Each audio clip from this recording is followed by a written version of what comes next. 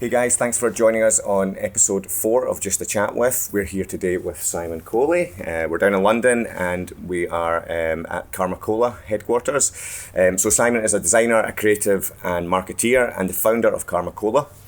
They've been named the world's most ethical companies by the I'm not going to be able to get that out. Ethisphere Institute. Ethisphere, Yeah. We'll go with that. Ethisphere Institute for 2 years in a row, and they've been awarded the world's fairest trader by the Fairtrade Foundation.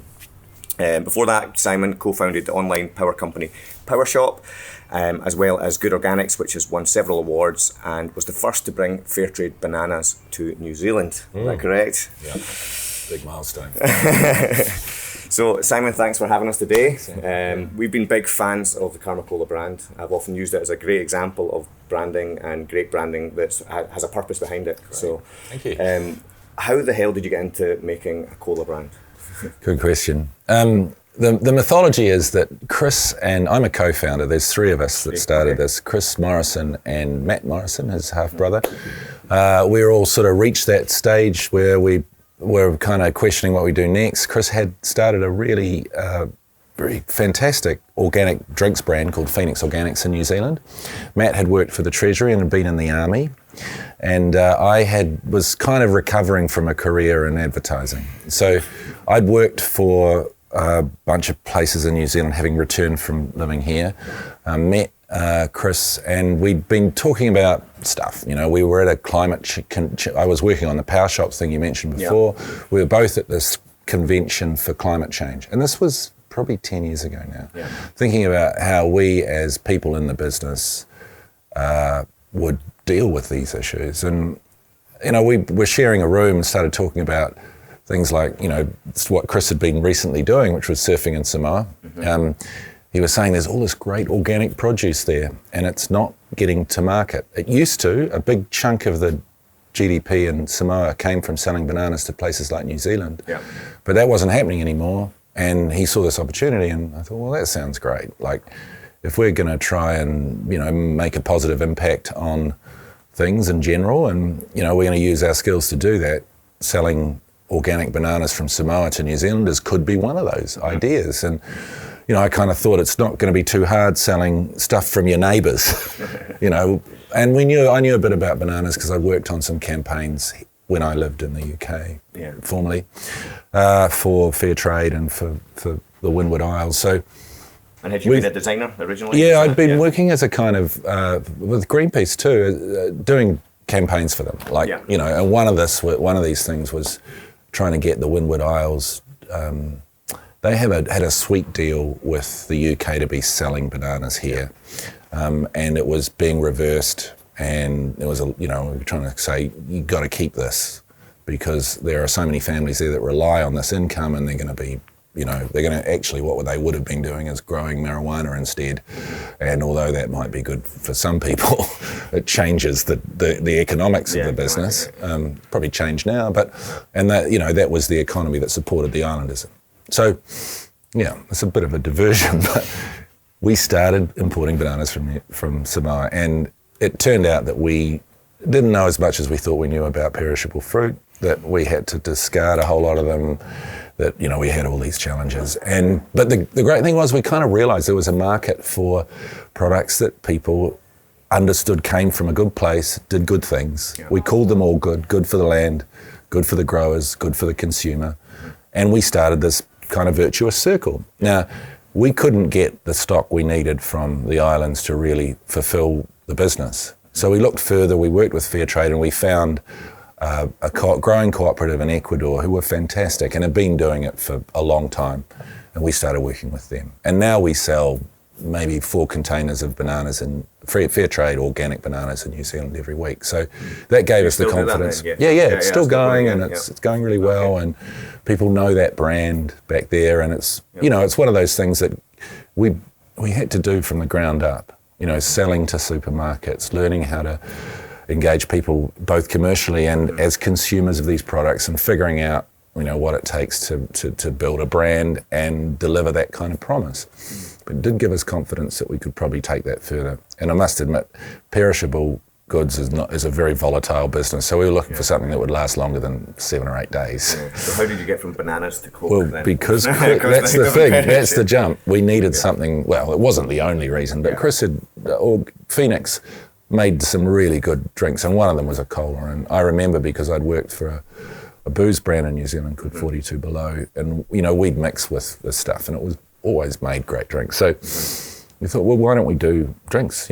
We've got the skills, and we need to think about provenance and what goes into them.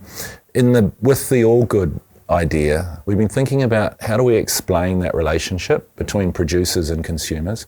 And the idea of karma came out of that, thinking, if you kind of have some understanding of that, you give what you get, what goes around comes around, then if we show consumers and producers are in this together rather than separated by all these intermediaries in the supply chain, then that might drive the commerce and the kind of brand.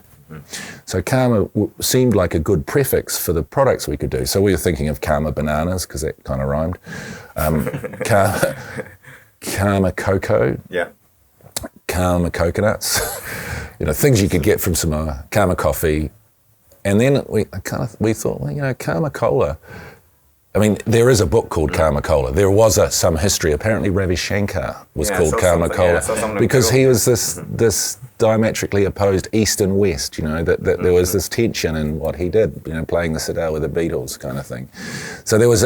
I didn't know this at the time, but there was this kind of interesting juxtaposition in the words, and we thought, well, where's cola come from? Because it's got to be a thing, right? Yeah. It's like, it's in a brand name. It's the most popular word after OK, I think, in English in the world. That could have put a lot of people off, right? Coca-Cola is the biggest brand in the world. Oh, yeah, and it still does.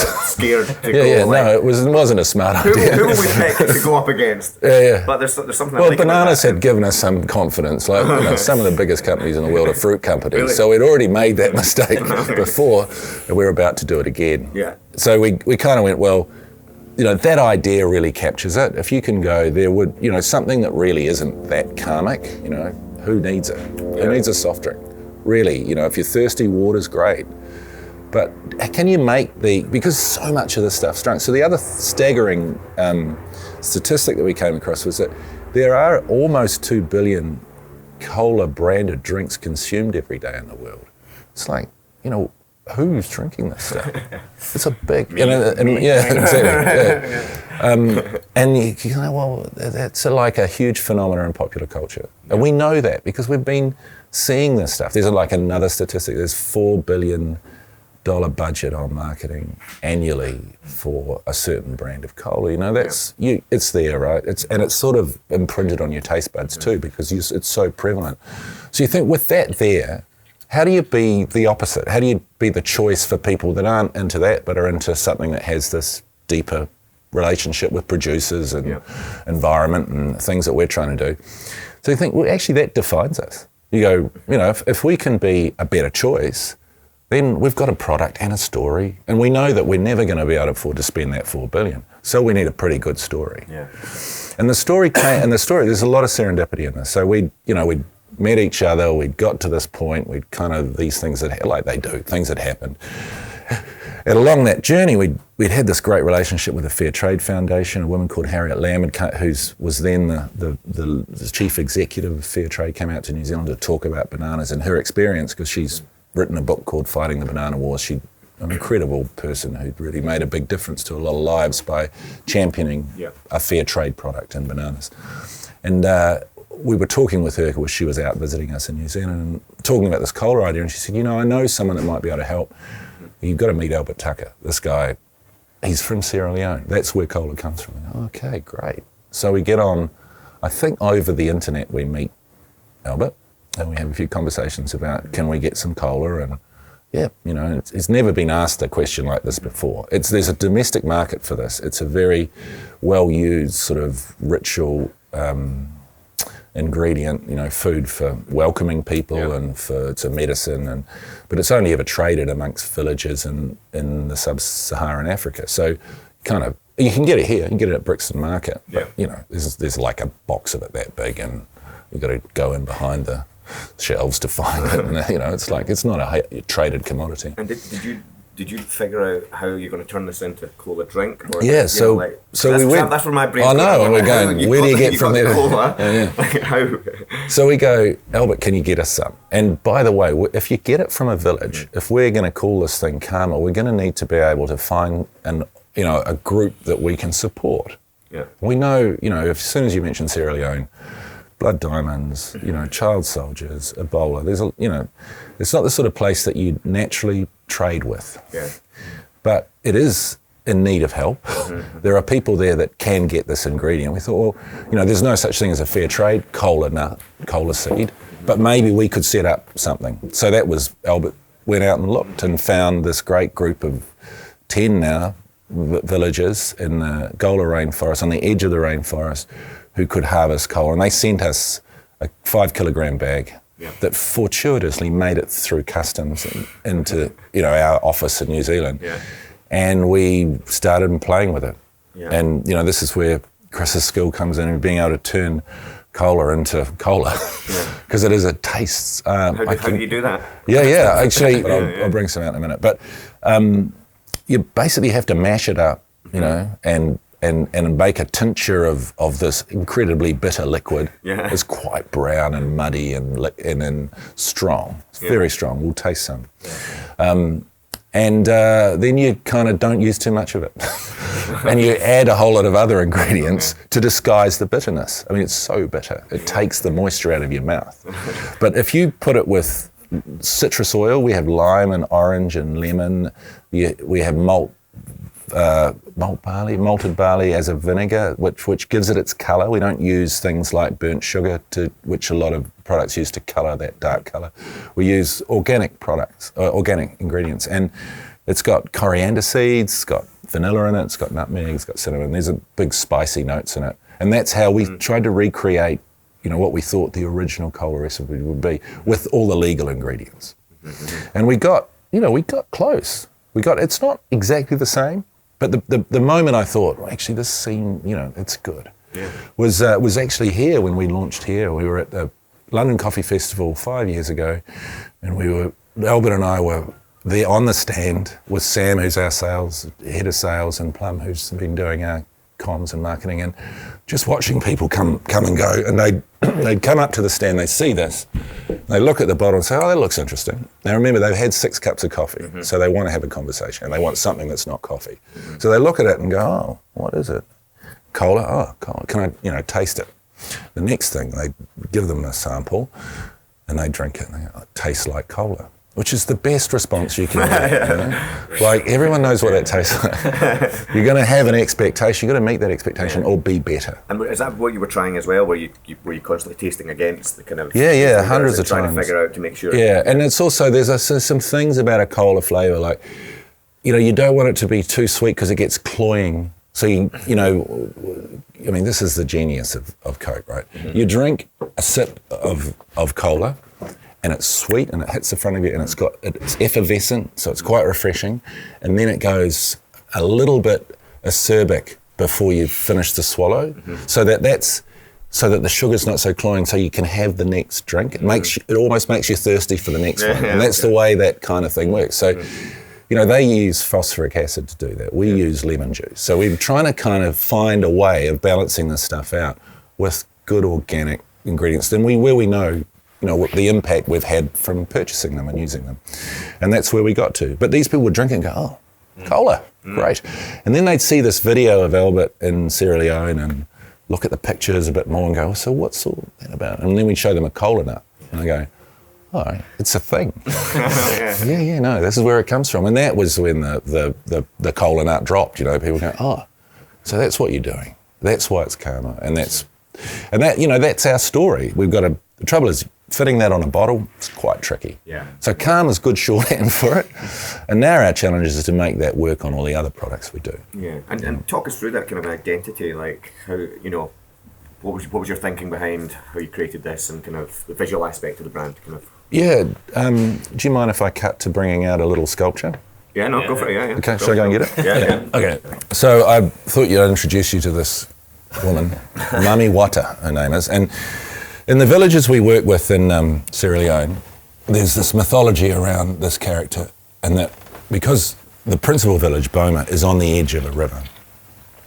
The river is really important in the local mythology and culture. And Mami Wata, as you can see, is a mermaid. So and this is prevalent through West Africa, is this idea of a kind of feminine water spirit. And we learned this. In fact, Beck, who helped us drew these things, was researching, because we were thinking, karma, how do we make this thing work? We've got to, hang on, just throw it. Thanks, Benny. So that's a kola nut. We'll get around to that in a minute. We'd been trying to figure out how to turn this into something that really caught people's attention. And we'd looked at lots of different kind of design routes to go. We try to be a bit bohemian, we try to make it a bit hippie, we try to be sort of modernist and just make it really simple. But one of the things that came through were two images I saw that Special, who helped us do this, had done really well. One of them was seeing a little engraving of a snake eating its tail with what goes around comes around on it.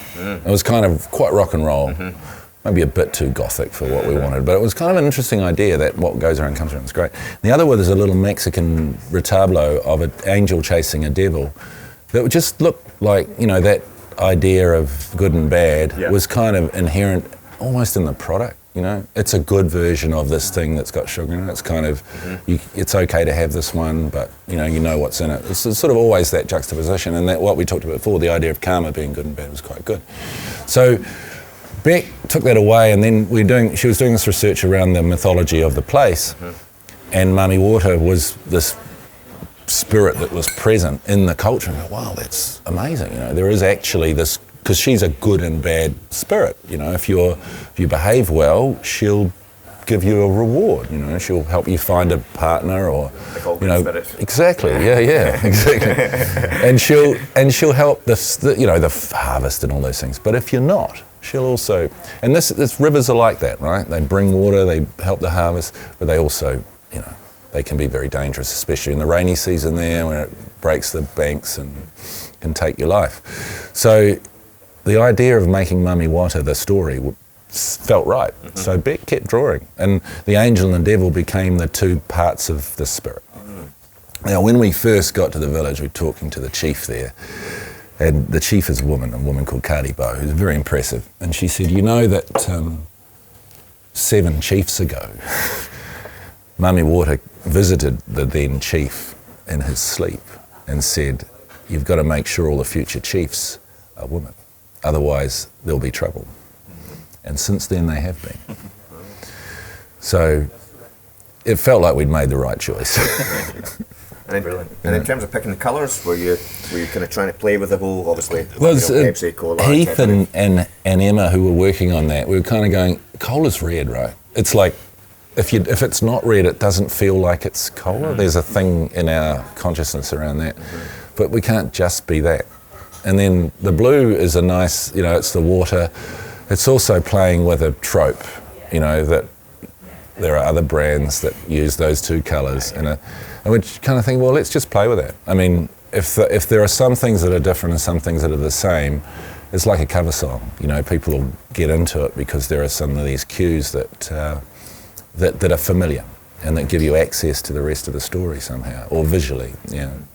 So they were conscious, and we'd tweak with them to make them work. In the early days, what were the biggest challenges starting up? Sales, always. Yeah. So the first one is, we've got this product, where do we sell it?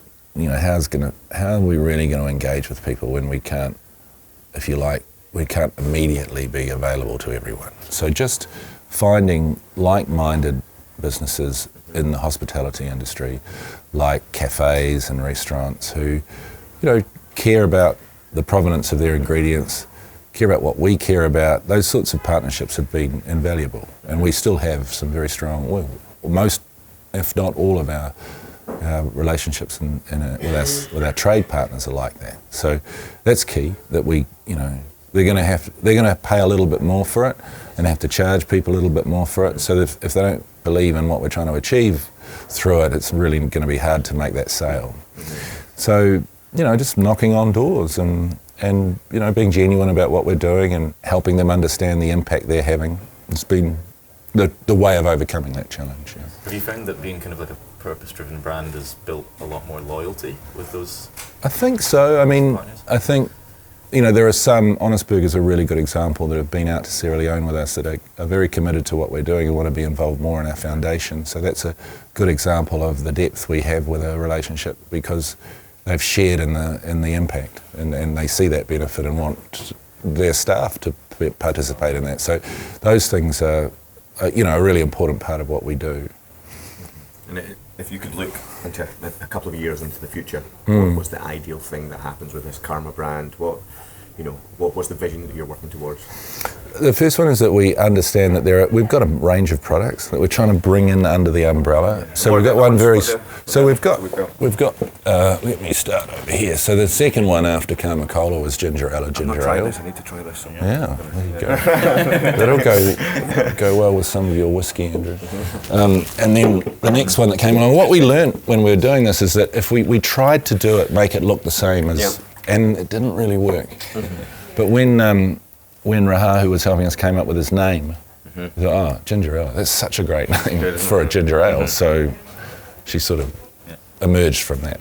And then we had sort of learnt that that difference is kind of good, that they have this strong personality as products, then we could maybe make a thing of that. So the next one, a lemonade, just became a lucky lemon. Organic Sicilian lemons. And, we thought lemons aren't really known for their luck, so we'll try and, make it lucky. And since then, we've done a sugar-free version of this, and we've got another orangeade. But our real challenge from a brand perspective now is that they're all so different.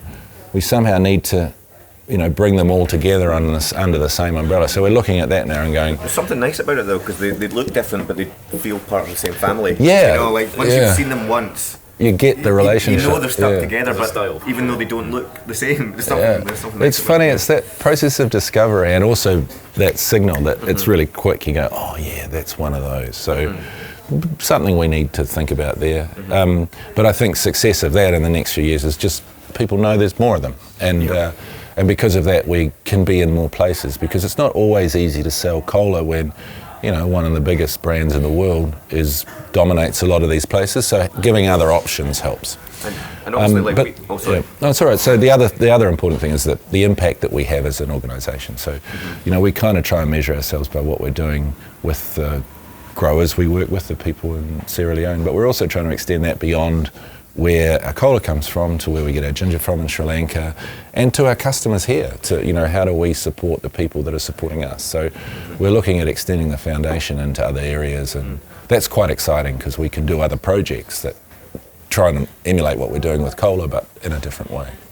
No, I think it's really nice to see true purpose-driven brands kind of growing the way yours is growing. And I think over the last couple of years we've seen bigger brands trying to almost pretend they have a stance on something, and some of them doing it really well, some of them failing dramatically. It is a good opportunity for bigger brands. There are people with a lot larger footprint than us that could do an incredibly good thing.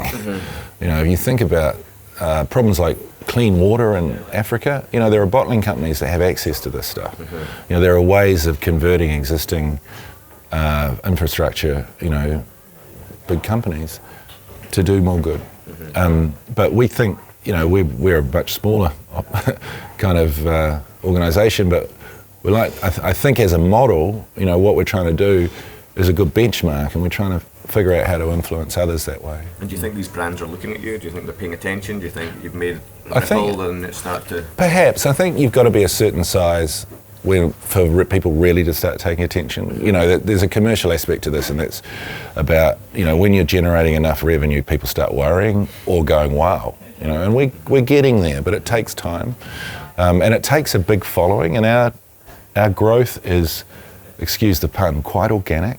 There's something about our rate of growth in converting people that really is, word of mouth really helps.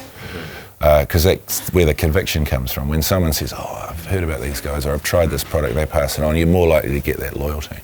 So we're trying to push that a bit harder. We'll do a bit more advertising. We'll try and get more attention. But when I suppose our marketing model is to create that word of mouth momentum.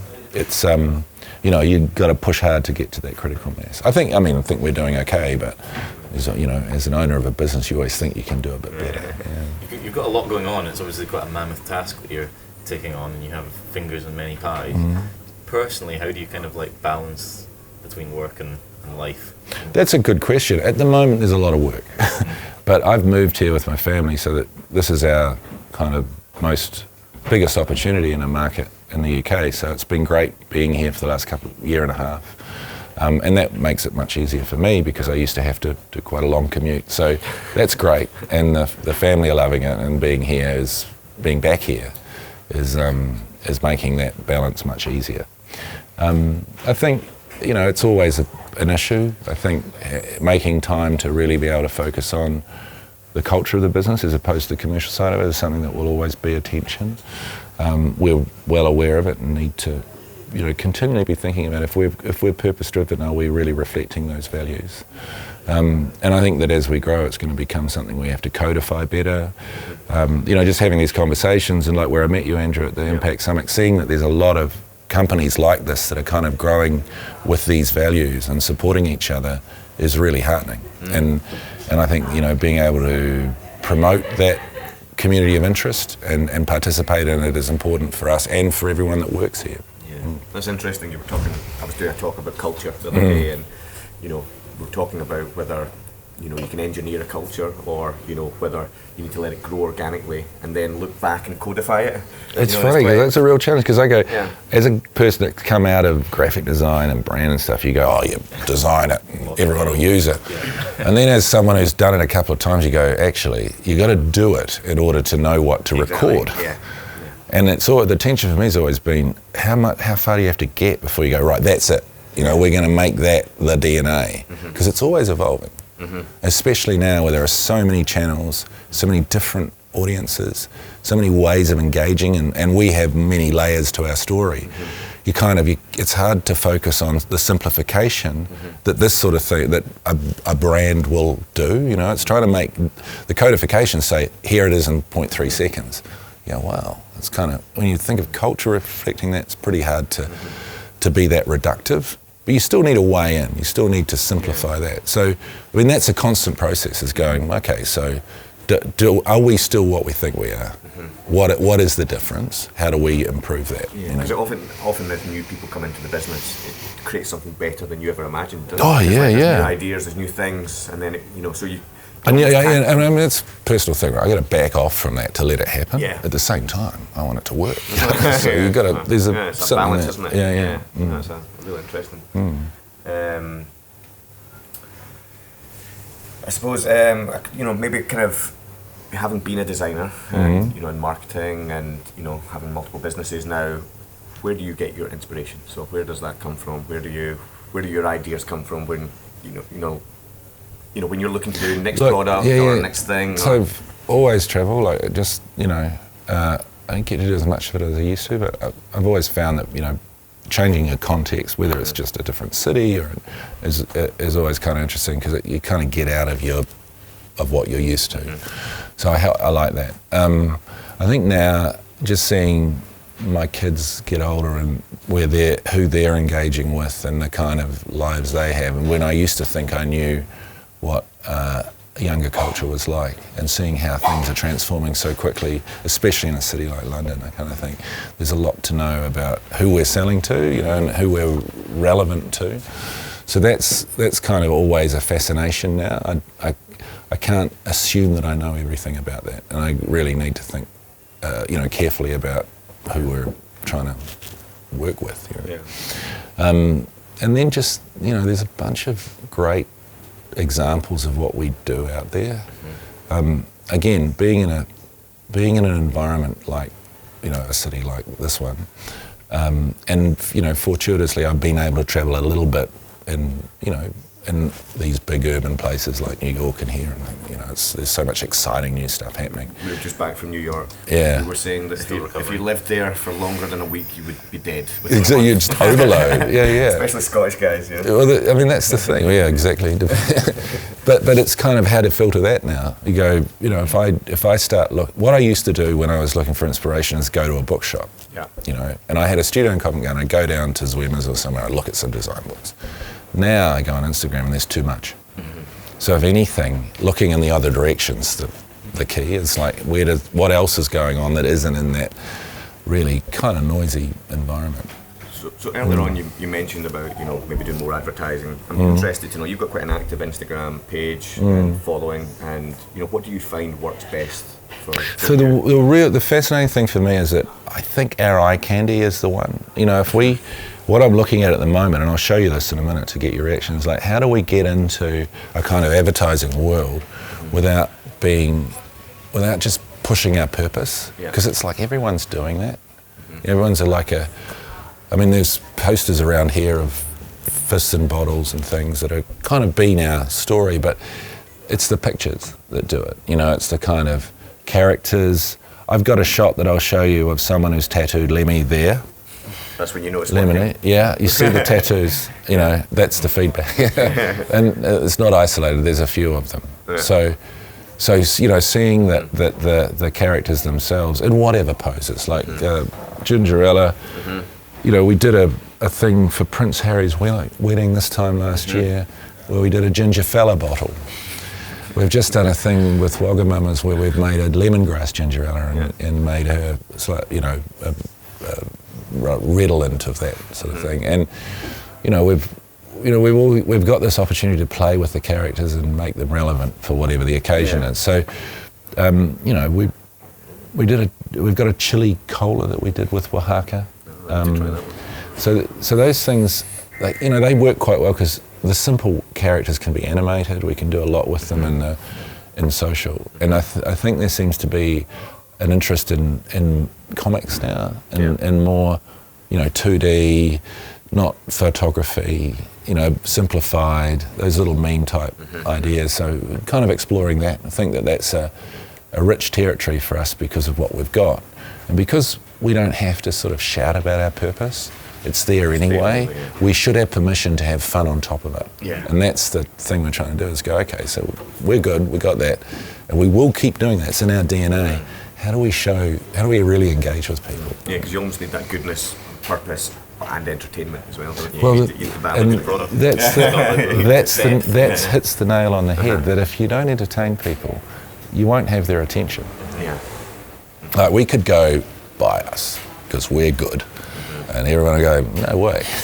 I did not notice that, right? But if we can go, we like you. You know, it's that sort of meta thing where, you know, we're advertising to you. We know we're advertising you. Let's have some fun. Yeah. Let's give you something, you know. And that's where we're at, is go, how do we actually make that something that everyone appreciates?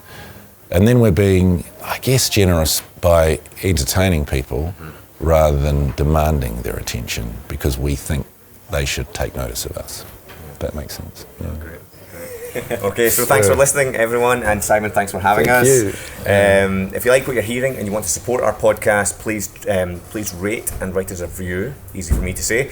Help us get the word out. If you've been listening on Spotify or Google Podcasts, you can also watch the full version on YouTube. We publish a new episode every last Monday of the month, so make sure you're subscribed. So see you next time. Thanks. Thanks. Did you get it all? That's good. That's good. I could listen to you for ages.